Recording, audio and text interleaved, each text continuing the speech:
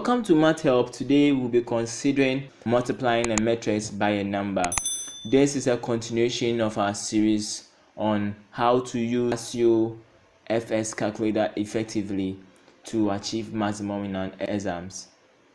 So moving straight to the question above, we've been given a question as multiply matrix A by 3. Multiply matrix A by 3. So we first have to input our data.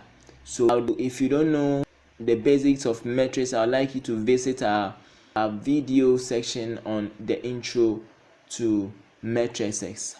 So moving straight to the question, we are multiplying 3 by matrix A. So first we have to work in the matrix mode. So mode, then matrix is 6, so we choose 6.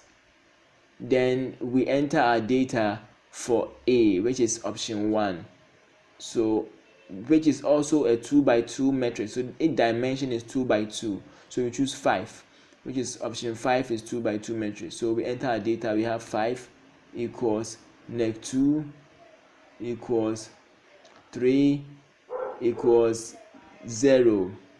So this is the data. The question asks us to multiply 3 by A. First, let us be sure if our data exists. So we move on to shift matrix, then we check data exists. So we choose 2, which is data, option 2. Now we enter the value from matrix A, so it has an option of 1, so we choose 1. Then we see our values neatly arranged in there. Now let us solve the question. Multiply matrix A by 3. So we move on to shift matrix, then we say matrix A, which is option 3, this multiplied by 3. Or we can also move in this direction. We move the cursor to the first part, then we say times 3. Now our final answer is this. So this gives our final answer, becomes 15.690.